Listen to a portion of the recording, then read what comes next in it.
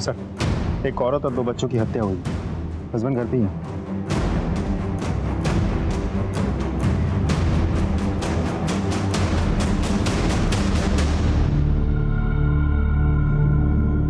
ये कब और कैसे हुआ? पता नहीं सर, मैं बाहर कानपुर गया था, घर आया देखा।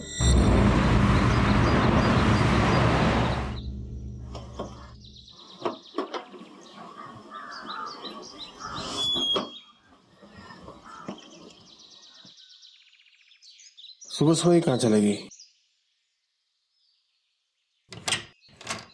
कंचन कहाँ हो?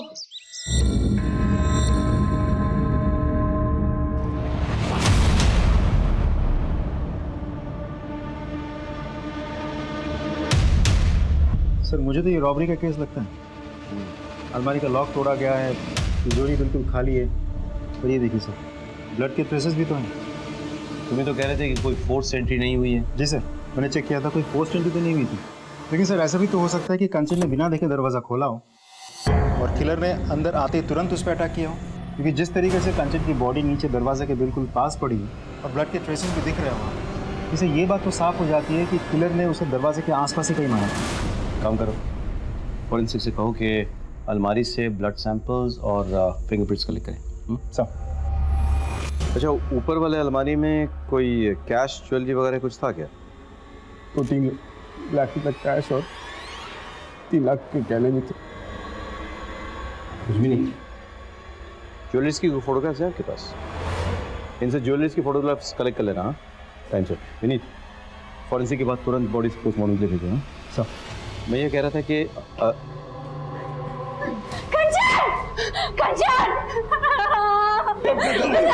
एक्सक्यूज मी, आप लोग कौन हैं?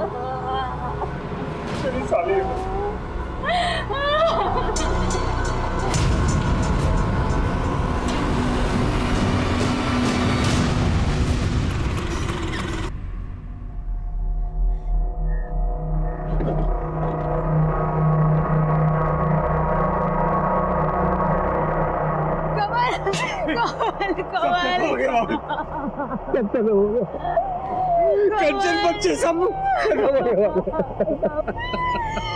मैंने तुझसे कहा था कंचन की कुंडली में दोष है, उसे अकेला मत छोड़ना। तुझे एक बात नहीं मानी। कामिनी, भाभी संभालिए अपने आप को। भाभी भाभी है, नीता भाभी।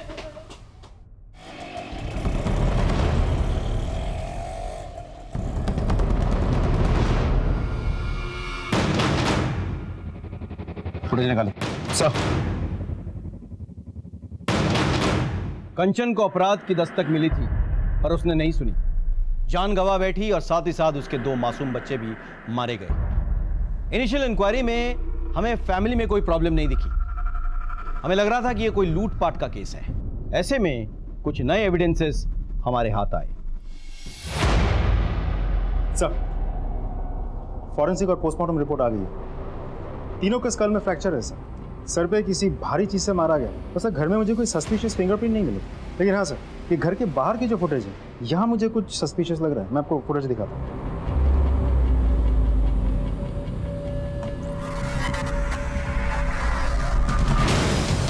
दिल्ली की इतनी गर्मी में ये उड़ उड़ के कहाँ जा रहा है?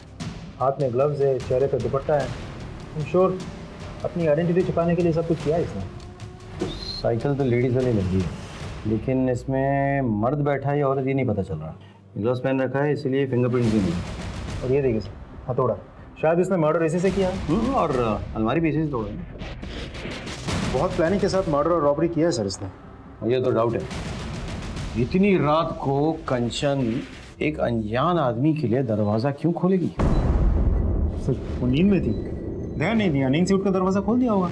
पॉसिबल है, लेकिन ये भी तो पॉसिबल है कि वो जाना पहचाना था, इसीलिए कंचन ने दरवाजा खोला और अंदर आकर उसने कंचन और उसके बच्चों की बेरहमी से हत्या कर डाली और इस कत्ल को लूट की शक्ल दी थी। पॉसिबल है सर, लेकिन ये भी तो हो सकता है कि किलर को पहले से ही पता था कि घर में कैश और ज्वेलरी रहते हैं, इसीलिए लूटपाट के इरादे से ही वो घर में घुसा, एक एक करके सबको मारा, कैश और ज्वेलरी लिया और फरार हो गया। यही तो पता करना है कि ये लूट के लिए मर्डर था या मर्डर करके इसे लूट की शक्ल दी गई। एनीवे, साइकिल का कुछ पता चला? सर मैंने सारी फुटेज चेक की, लेकिन कंचन के घर से 2 गली तक ही फॉलोअप कर पाए, फिर साइकिल कुछ पता नहीं चला। अंजना तुम एक काम करो, वो एरिया के आसपास भी चेक करो, हो सकता है वहाँ से कुछ पता ओके चले। ओके, देखना यह है कि कंचन की किसी से दुश्मनी थी या नहीं।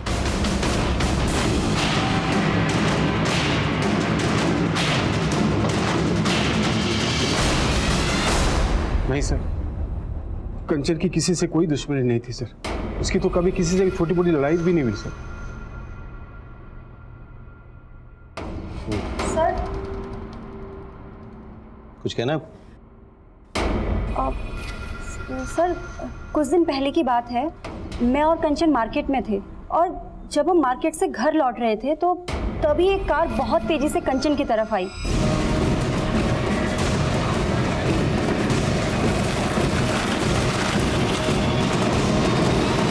कंचन!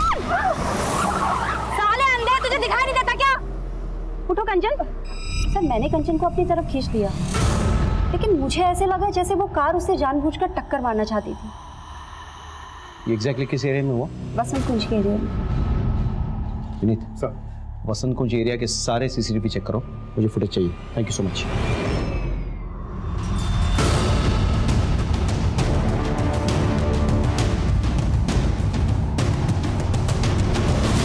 फुटेज में ड्राइवर का चेहरा कुछ क्लियर नहीं है। गाड़ी के डिटेल्स निकलवाओ। सर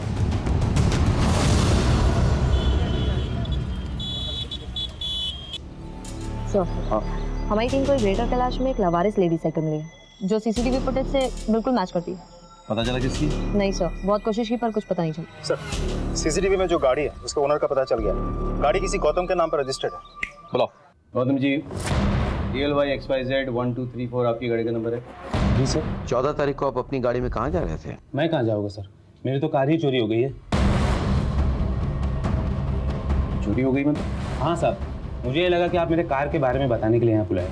मैंने FIR दर्ज करवाई थी करोलबाग थाने में। ये देखिए उसकी रिपोर्ट।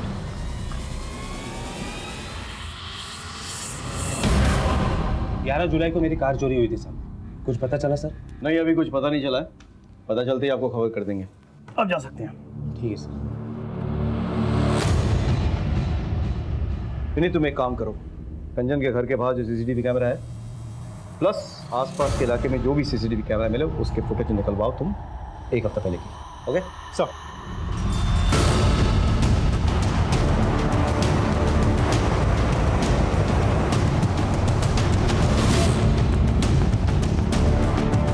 सर मैंने कंचन के घर के बाहर की 1 हफ्ते की फुटेज निकलवाई है, कुछ दिखाना चाहता हूँ।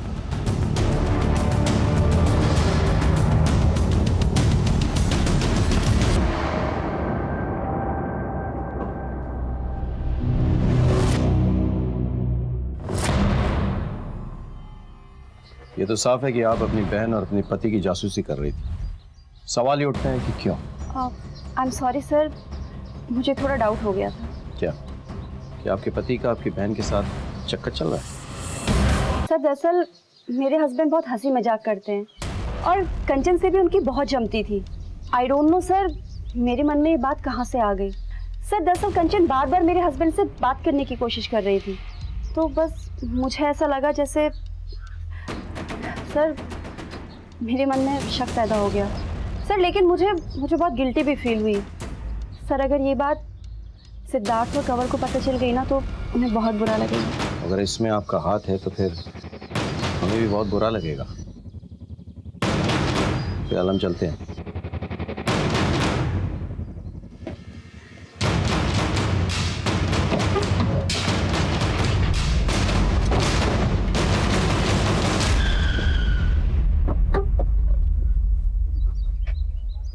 हमने कामिनी पर नजर रखी, उसके कॉल रिकॉर्ड्स निकलवाए, लेकिन वो क्लीन लग रही थी। और भी कई सारे लीड्स हमारे हाथ आए, लेकिन उससे कोई फायदा नहीं हुआ। सारे रास्ते कहीं ना कहीं जाकर बंद हो रहे थे।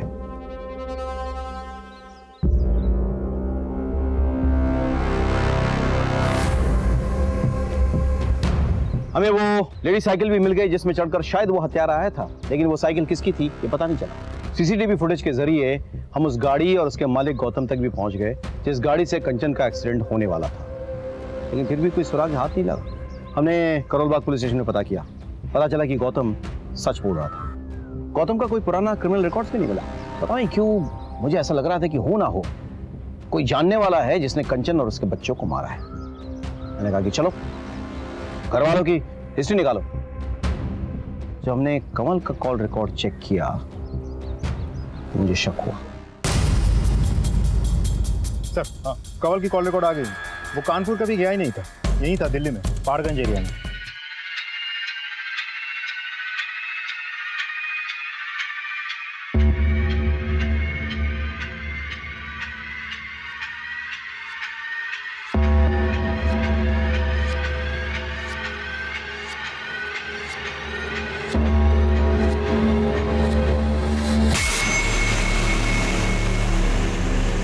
पहाड़गंज वहाँ तो बहुत सारे होटल्स हैं।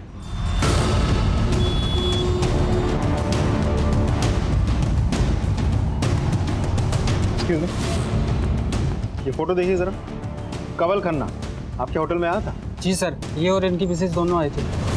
पैसा दिखा। Khanna, mister and Mrs Khanna. CCTV है यहाँ पे? हाँ जी। फुटेज निकाल इस टाइम का।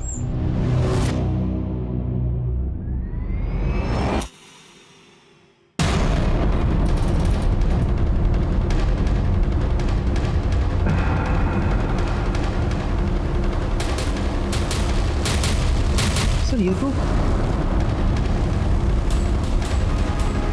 आप कानपुर में नहीं दिल्ली में थे, वो भी पहाड़गंज में एक होटल में। पहाड़गंज के होटल में आप क्या कर रहे थे? Mister and Mrs Khanna. लेकिन मिसेस खन्ना तो थी नहीं वहाँ पे।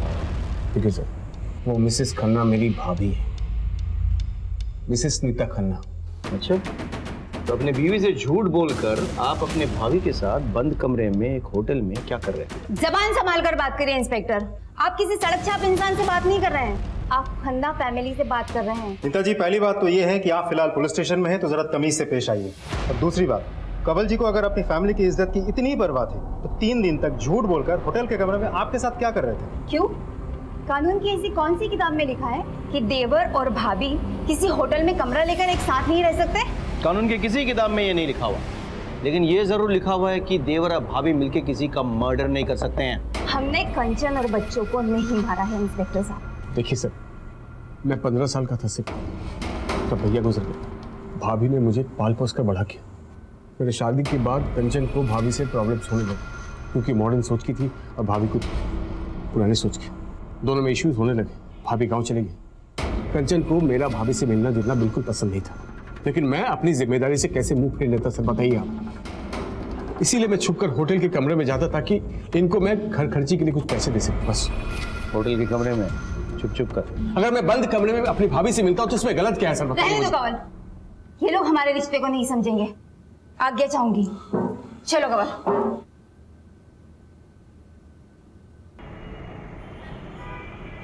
सोने की जरूरी मीटिंग है, आने में देर हो जाएगी, खाना खा लेना। आज जाना जरूरी है क्या? मुझे कुछ अच्छा नहीं लग रहा, प्लीज रुक जाओ। जाना जरूरी नहीं होता तो जाता नहीं। तो एक काम कर, कवल और नीता भाभी के पास चली जा, उन्हें भी अच्छा लगेगा। कमल भाई साहब भी बहुत परेशान है। एक ही रात में सब कुछ खत्म हो गया।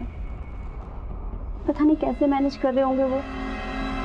आप एक काम कीजिए, मुझे वहाँ छोड़ दीजिए और रात को मुझे वहाँ से पिकअप कर लेना। गाड़ी निकालता हूँ, तो तैयार हो जाओ। ठीक।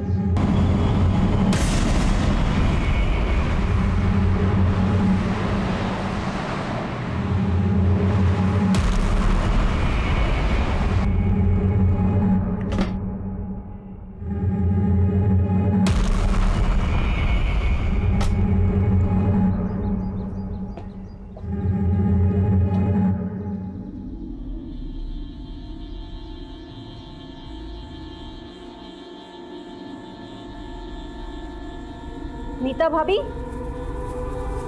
कवल भाई साहब, भाभी। तू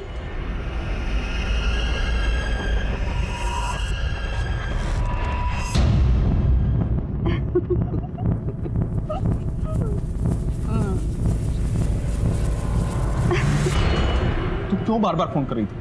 कितनी बार कहा था फोन मत कर? घर में इतना बड़ा कांड हुआ है, थोड़े दिन के लिए भूल जा मुझे। फोन मत करना प्लीज। कामनी को इस समय में नहीं छोड़ सकता मैं। ठीक है।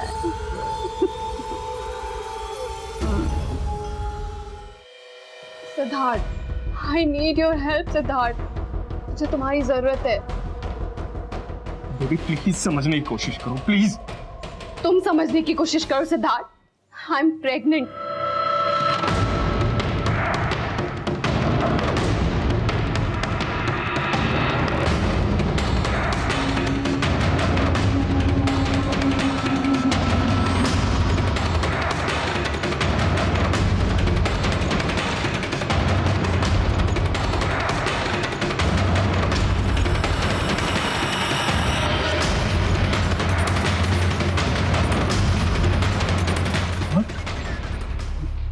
ये कब हुआ? अरे हमने प्रोटेक्शन यूज की थी। कभी कभी प्रोटेक्शन फेल हो जाती है। बेबी मैंने तुम्हें बताया था हमारा कोई फ्यूचर नहीं है। और देखो मैंने बताया था मैं शादीशुदा हूँ। ये सब बताने की जरूरत नहीं है। अरे मैं नहीं बोल रही हूँ कि तुम मुझसे शादी करो या मेरे बच्चे को अडॉप्ट करो। मैं खुद इस बच्चे को नहीं अपनाना चाहती हूँ। मैं अपना करियर स्पॉइल नहीं करना चाहती इस बच्चे के लिए। मैं सिर्फ इतना चाहती हूँ कि तुम मेरे साथ हॉस्पिटल चलो। अगर मैं अकेले जाऊंगी ना सिद्धार्थ, तो ये मेरे लिए बहुत बड़ी एम्बैरेसमेंट होगी। मैं बस तुमसे रिक्वेस्ट कर रही हूँ, बस एक बार ये अबॉर्शन हो जाए ना, उसके बाद देखते हैं हमारे रिलेशनशिप का क्या करना है।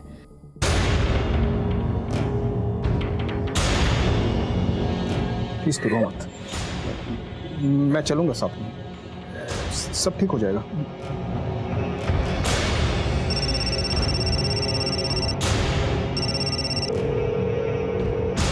ये सिद्धार्थ फोन क्यों नहीं उठा रहे? सिद्धार्थ, मेरी इस हालत में भी तुम्हें तुम्हारी वाइफ की पड़ी हुई है ना। सिद्धार्थ, तुम्हें मेरी कोई फिक्र नहीं है। ऐसा नहीं है बेबी प्लीज, ऐसा नहीं है। फोन उठाओ प्लीज।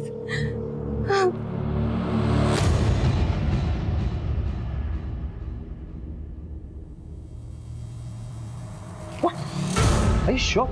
हाँ सर, कंवल ने ही मारा है मेरी बहन को। अभी मेरी बहन की चिता ठंडी भी नहीं हुई थी और उसका पति अपनी भाभी के साथ। आपके पास कोई प्रूफ है? हाँ सर है, ये देखिए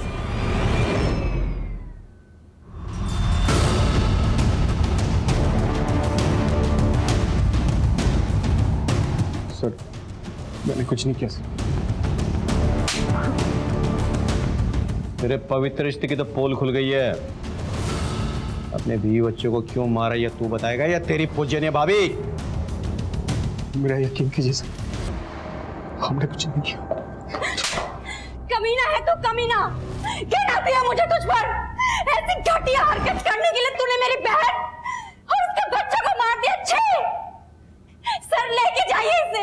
चलिए आप, लेके जाइए इसे। बच्चे को नहीं मारो, लगता है मैं अपने खुद के बच्चे को मारूंगा। छोड़ो मुझे, तो गलत फहमी हुई है। मेरी साली को मारो तूने? हाँ? मेरी साली को मारो तूने? अपने बच्चों को मार, तुम्हें शर्म नहीं आई तुझे? यार साले छोड़ूंगा नहीं, छोड़ूंगा नहीं तुम।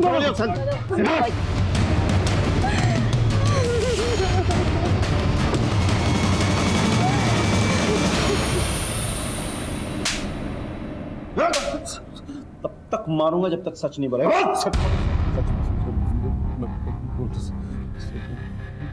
मैं सच कह रहा हूँ कि मैंने कुछ नहीं किया सर। अच्छा, मेरी भाभी के साथ मेरा गलत रिश्ता था, लेकिन वो भैया के गुजरने के बाद हमारी नजदीकियां बढ़ गई। तुम भी अब कल घर चले जाओगे, थोड़ा टाइम तो मेरे साथ बिताया करो। मैं तो हमेशा तुम्हारे साथ रहना चाहता हूँ। सच? भरोसा रखो। कमल की शादी हो गई, पर हमें तो एक दूसरे की आदत सी पड़ गई थी। बस हमने तय किया जैसे चल रहा है वैसे चलने देंगे, और हम छुप छुप के मिलने लगे थे। और तेरी बीवी को पता चल गया और तूने अपने बीवी और बच्चों को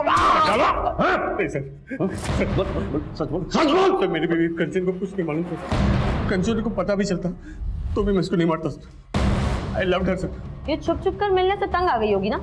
और वैसे भी अभी तो तू सिर्फ 40 साल की है ना, अपने देवर के साथ तो लाइफ आराम से सेट कर सकती थी, लेकिन कंचन और उसके बच्चों के रहते तो ये सब कुछ पॉसिबल नहीं था, और इसीलिए तुम दोनों ने मिलकर के कंचन और उसके बच्चों को मार डाला। नहीं, ये गलत है। कमल अपनी पत्नी से बहुत प्यार करता था, दुनिया थी वो उसकी। कंचन एक बहुत अच्छी लड़की थी, मैं उसका घर नहीं तोड़ना चाहती थी। मुझे जो चाहिए था वो मुझे मिल रहा था, फिर मैं उसे क्यों मारूंगी? मर सब मर, तब तक मर जब तक सच नहीं बोलता, और उसके बाद जो मरता रहा।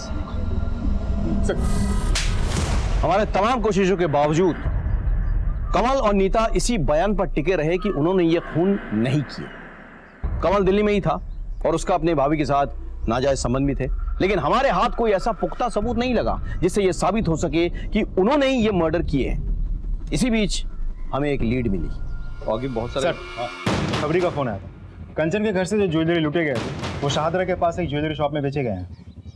उठा लो उस ज्वेलरी। सब हाँ साहब, ये ज्वेलरी तो कल ही खरीदी है मैंने। चोरी का माल ही है, समझ में आया? माफ करना साहब, छोटा दुकान है अपना, छोटे मोटे लोग ही आते रहते हैं यहाँ पे। किसने भेजी थी? 2 लोग आए थे साहब, एक बाहर बाइक पे खड़ा था, एक अंदर आया था ज्वेलरी बेचने। सीसीटीवी है दुकान में? नहीं साहब, सीसीटीवी तो नहीं है। पहचान लोगे दोनों को? हाँ, एक को तो पहचान लेंगे सर। स्केच बनवा लो। जाइए इनके साथ।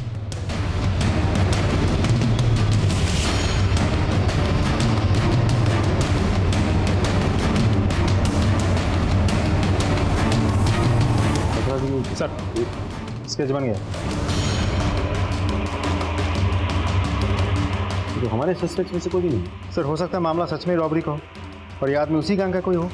पर ये भी तो हो सकता है ना कि कमल ने इस आदमी को भेजा और ज्वेलरी बेचने के लिए। तो मैं काम करो, इस स्केच को तुम हर एक पुलिस स्टेशन में सर्कुलेट कराओ, पता करो ये कोई हिस्ट्री शीटर है या नहीं, और अपने खबरियों को भी भेज दो।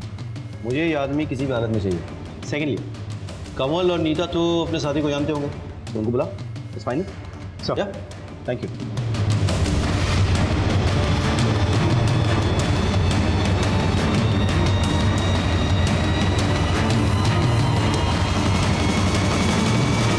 पहचानते हो? नहीं सर। आप? नहीं सर। इसे पहचानते हो? नहीं सर। कामिनी जी कहाँ है? शायद वो जानती हो। वो कैसे जानेगी सर? उसके सारे फ्रेंड्स को मैं जानता हूँ, मैंने कभी नहीं देखा इसे। और वैसे भी कंचन और बच्चों की आत्मा की शांति के लिए वो हरिद्वार गई है।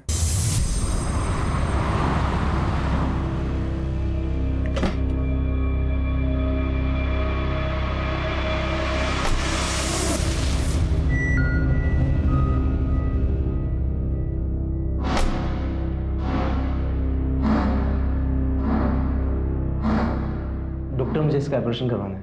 हम दोनों बच्चा नहीं चाहते। ये आपकी पत्नी है? नहीं, ये मेरी गर्लफ्रेंड है। दरअसल क्या है ना, हम लिविंग रिलेशनशिप में रहते हैं, करियर की बात है।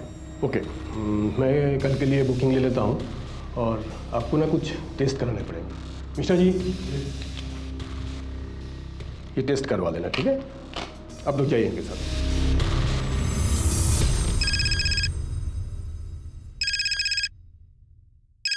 हेलो।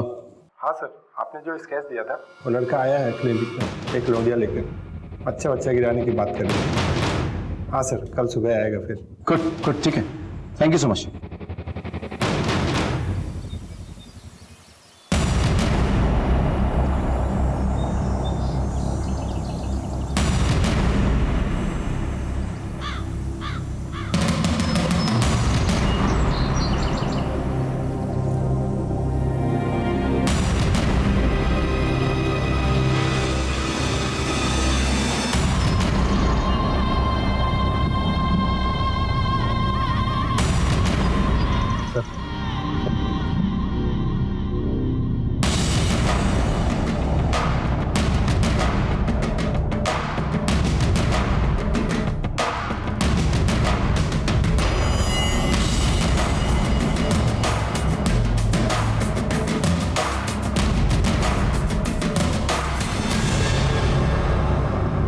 एक्सक्यूज मी,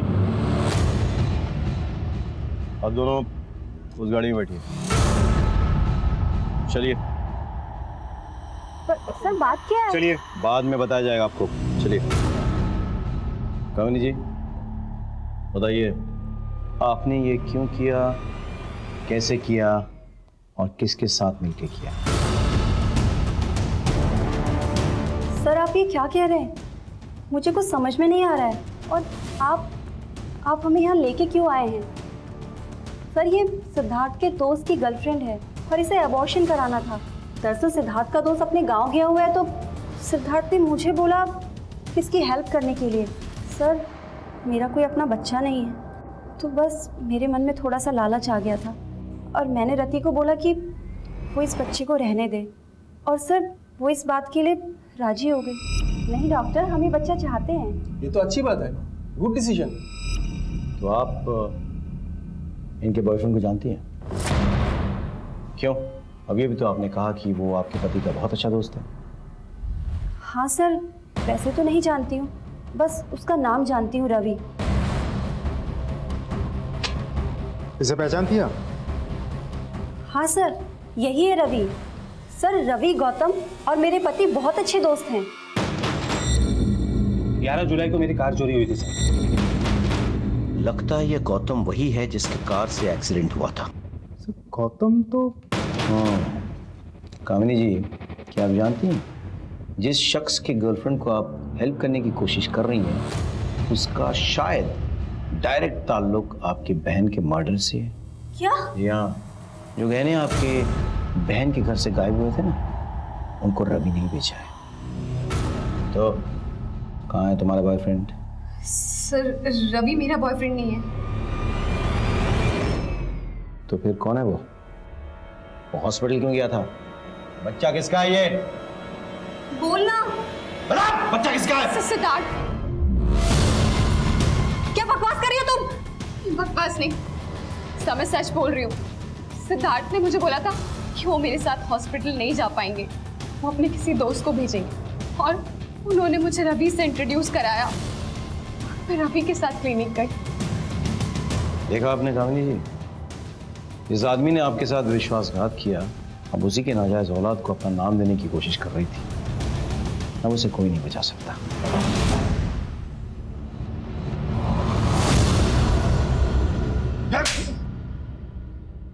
चल। सर कंचन को मेरे और रति के बारे में पता चल गया।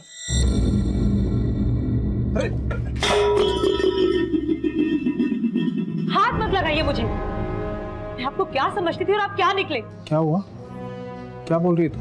आप मेरी दी को चीट कर रहे हो और बोल रहे हो क्या हुआ? मैंने खुद अपनी आंखों से आपको उस लड़के के साथ देखा है। यहाँ पर मैं सारा दिन आपके नाम की माला जपते नहीं थकती कि मेरे जीजू वर्ल्ड के बेस्ट जीजू हैं और आप एक घटिया इंसान निकले। शर्म आती है मुझे आपको जीजू कहते हुए भी। सॉरी कंचन, माफ कर दो मुझे। तुम्हें पता है ना मैं तुम्हारी दीदी से कितना प्यार करता हूँ। वो लड़की तो ऐसे ही है, कभी नहीं मिलूंगा उससे, प्रॉमिस। प्लीज दीदी को मत बताना तुम्हारी। और मैं आपको लास्ट वार्निंग दे रही हूँ, अगर मैंने दोबारा आपको उस लड़की के साथ देखा ना तो मैं पुलिस में कंप्लेंट कर दूंगी। मैंने उसे समझाया था किसी को कुछ मत बताना, और वो अपनी बहन को बहुत प्यार करती थी। मुझे लगा कभी ना कभी उसे कुछ कर देगी। मैंने सोचा मैं उसे मार देता। फिर मैंने गौतम की हेल्प ली और गौतम ने अपनी गाड़ी चोरी होने की झूठी रिपोर्ट ली।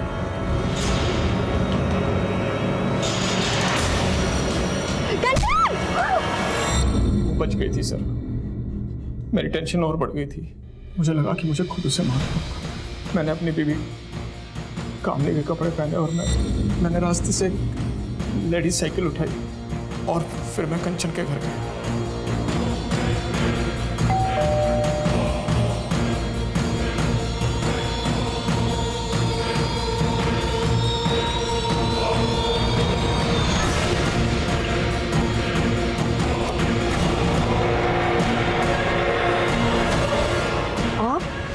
उसके बाद मैं ऊपर गया और मैंने ज्वेलरी लूट ली ताकि लूट का मामला लगे।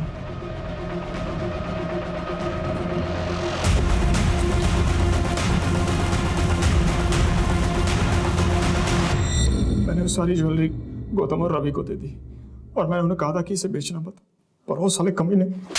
वो कमीना है?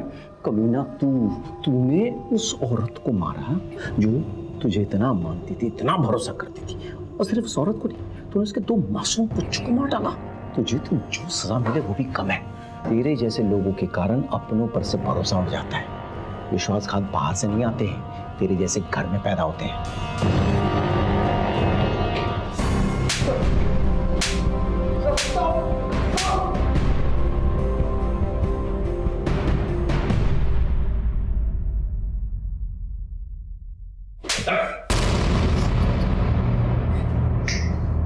चलो।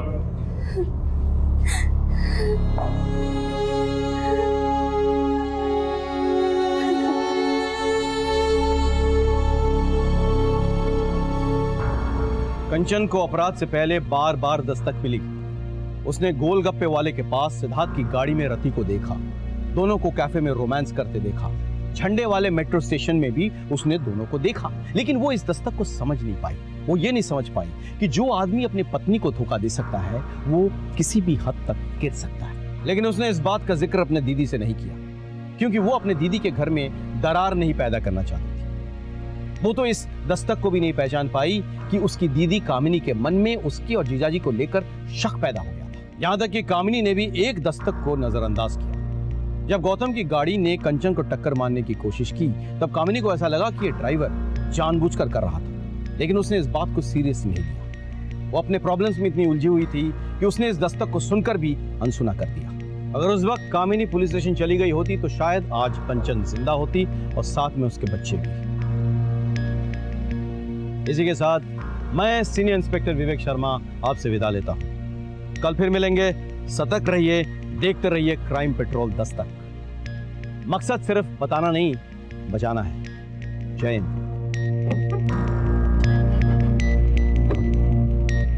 हो गई थी। ये बहुत अच्छा लग रहा है। तो इस बात पे सेल्फी तो बनती है ना? क्यों नहीं, जल्दी चल।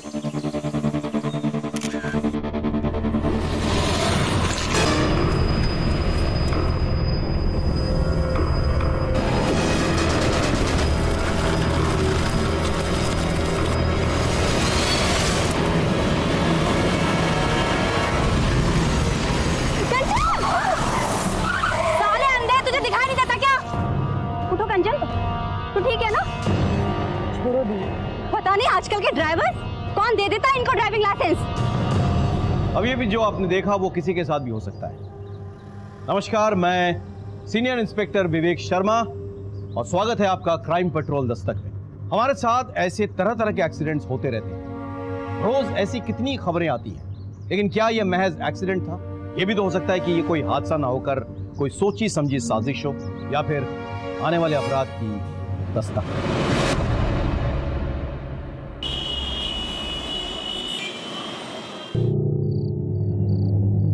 कब आओगे? अरे कानपुर तो जा रहा हूँ मैं, 3 दिन में वापस आ जाऊंगा। वो शर्ट मत रख, टाइट हो गई है। जीजू को देखो, रोज सुबह उठकर जॉगिंग करने के लिए जाते हैं।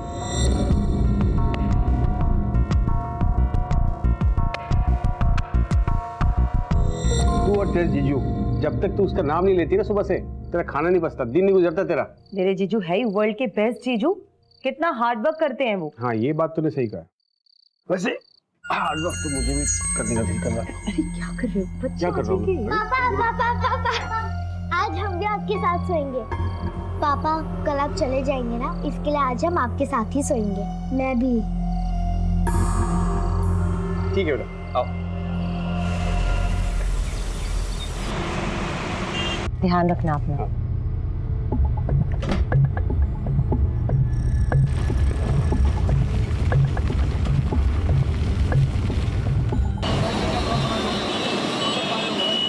टेस्टी थे ना गोलगप्पे? तुम्हारे साथ सब टेस्ट लगता है। चलो मैं पे करके आती हूँ। भैया 2 प्लेट के कितने हुए? ये लो। Thank you.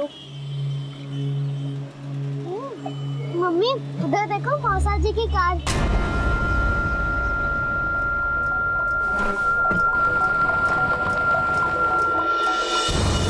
ये पैसे लो। चलो।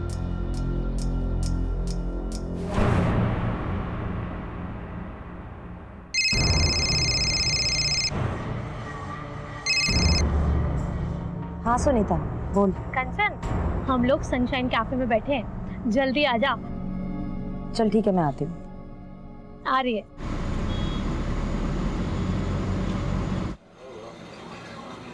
हाय। हाय, कैसी हो? तो क्या गॉसिप हो रही है यहाँ? किसी किसी की लाइफ में कितना स्पाइस होता है, हनीमून पीरियड खत्म ही नहीं होता है। नहीं, किसका हनीमून पीरियड नहीं खत्म हो रहा है? वो देखना कपल तेरे पीछे।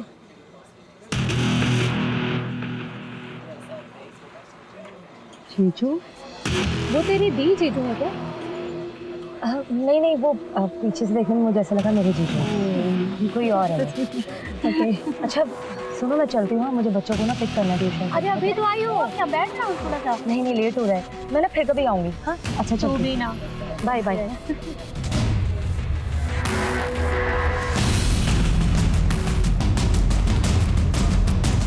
एक्सक्यूज मी,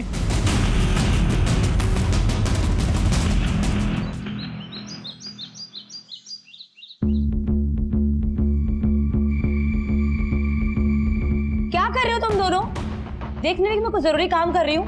मम्मी आप क्या काम कर रही हो? आप तो बस मौसा जी को फोन लगा रही हो ना। लाइन में लगा। अरे क्या कर रही है रिया तू?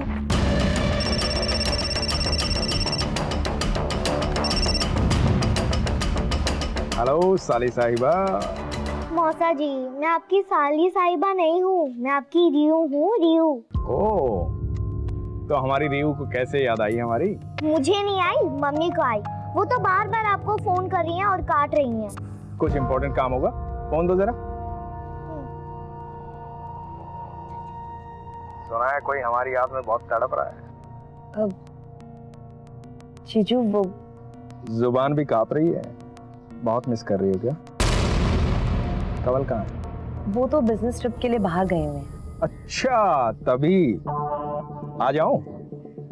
साथ में तुम्हारी बोरिंग दीदी को भी ले आता हूँ, वो बच्चे संभाल लेगी और हम मस्ती करेंगे।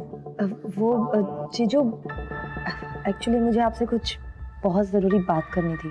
क्या हुआ कंचन को? आओ मैं बात करती हूँ। क्या हुआ तुझे? नहीं दीदी कुछ नहीं, मैं बाद में बात करती हूँ। हाँ हेलो कंचन, काट दिया। थोड़ी परेशान लग रही थी। चलो ना, चल के देखते हैं। नहीं मुझे अर्जेंट काम है, मुझे जाना है। तू चली जा। वो मेरी बात सुनती ही कहाँ है? सारी बातें तो वो आपसे शेयर करती हैं, और वैसे भी वर्ल्ड के बेस्ट जीजू जो हो आप। अरे यार अर्जेंट काम है, तू चली जा। अच्छा सुन, वो डिनर मत बनाना, लेट हो जाऊंगा आने।